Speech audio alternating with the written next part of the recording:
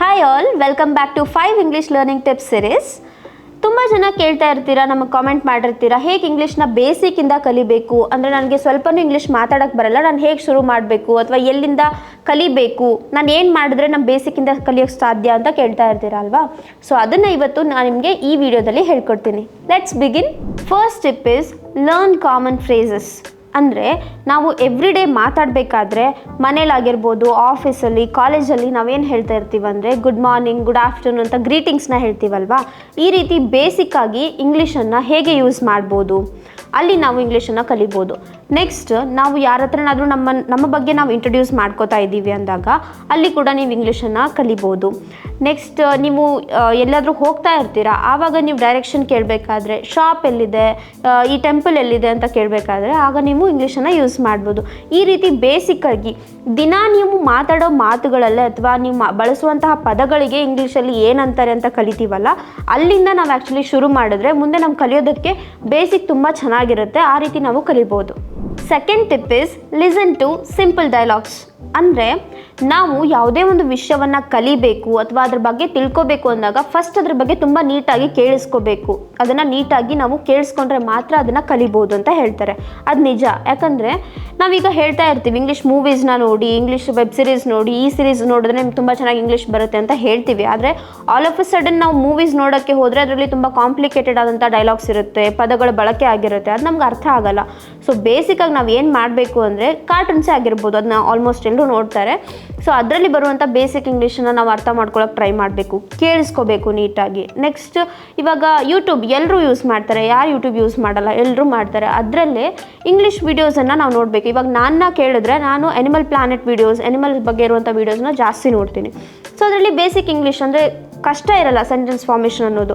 So ಅದರಿಂದ ನಾವು ಈಸಿಯಾಗಿ ಇಂಗ್ಲೀಷ್ನ ಕಲಿಬೋದು. ಅದರಿಂದ ಒಂದು ಒಳ್ಳೆ ಇನ್ಫಾರ್ಮೇಷನ್ ಕೂಡ ಸಿಗುತ್ತೆ, ಹಾಗೆ ಇಂಗ್ಲೀಷ್ನ ಕೂಡ ಕಲಿತಾಗೆ ಆಗುತ್ತೆ.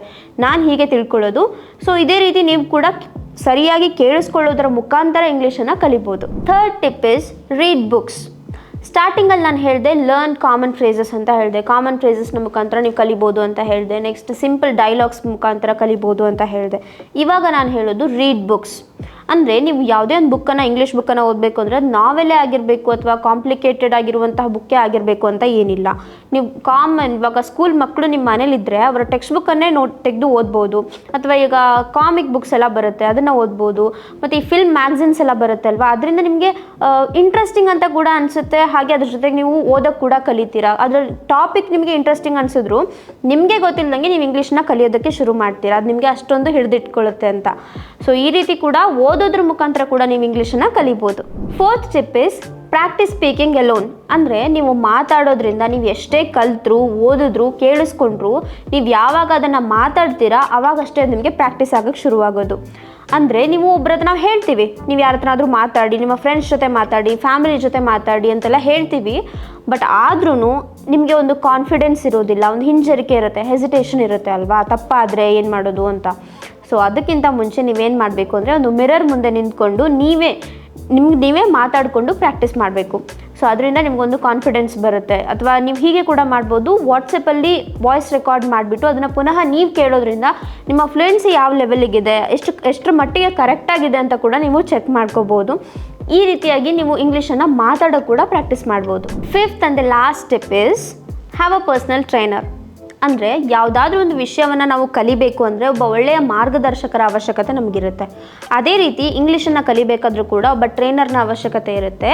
ಹಾಗಾಗಿ ಅವ್ರು ನಾವು ಮಾಡೋ ತಪ್ಪುಗಳನ್ನಾಗಲಿ ಸರಿಗಳನ್ನಾಗಲಿ ಅದು ಏನು ಅನ್ನೋದನ್ನು ನಮಗೆ ಹೇಳ್ಕೊಡ್ತಾರೆ, ತಪ್ಪಾಗಿದ್ದರೆ ಅದನ್ನ ತಿದ್ದಿ ಹೇಳ್ತಾರೆ.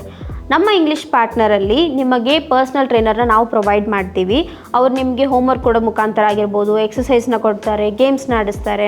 ಅದ್ರ ಮುಖಾಂತರ ಈಸಿಯಾಗಿ ಹೇಗೆ ಇಂಗ್ಲೀಷನ್ನು ಕಲಿಬೋದು ಅನ್ನೋದನ್ನು ಅವ್ರು ನಿಮಗೆ ಹೇಳ್ಕೊಡ್ತಾರೆ. ಒಬ್ಬ ಫ್ರೆಂಡ್ ಥರ ಅವ್ರ ಜೊತೆ ಮಾತಾಡ್ತಾ ಕೂಡ ನೀವು ಇಂಗ್ಲೀಷನ್ನು ಕಲಿಬೋದು.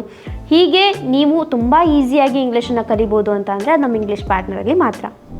ನೋಡಿದ್ರಲ್ಲ, ಈ ವಿಡಿಯೋದಲ್ಲಿ ನಿಮಗೆ ಬೇಸಿಕ್ ಆಗಿ ಇಂಗ್ಲೀಷನ್ನು ಹೇಗೆ ಕಲಿಬೇಕು, ಎಲ್ಲಿಂದ ಶುರು ಮಾಡಬೇಕು ಅನ್ನೋ ಟಿಪ್ಸನ್ನು ನಾನು ನಿಮಗೆ ಕೊಟ್ಟಿದ್ದೀನಿ. ನೀವು ಕೂಡ ಇದೇ ರೀತಿಯಾಗಿ ಈಸಿಯಾಗಿ ಇಂಗ್ಲೀಷ್ನ ಕಲಿಬೇಕು ಅಂದರೆ ನಮ್ಮ ಇಂಗ್ಲೀಷ್ ಪಾರ್ಟ್ನರ್ಗೆ ಜಾಯ್ನ್ ಆಗಿ. ಹಾಗೆ ಈ ವಿಡಿಯೋ ಇಷ್ಟ ಆಗಿದ್ದರೆ ನಿಮ್ಮ ಫ್ರೆಂಡ್ಸ್ಗೆ ಅಥವಾ ಯಾರಿಗೆ ಅವಶ್ಯಕತೆ ಇದೆ ಅವರಿಗೆ ಈ ವಿಡಿಯೋನ ಶೇರ್ ಮಾಡಿ, ಲೈಕ್ ಮಾಡಿ. ಹಾಗೆ ನಮ್ಮ ಇಂಗ್ಲೀಷ್ ಪಾರ್ಟ್ನರ್ ಕನ್ನಡ ಚಾನಲನ್ನು ಸಬ್ಸ್ಕ್ರೈಬ್ ಮಾಡಿ.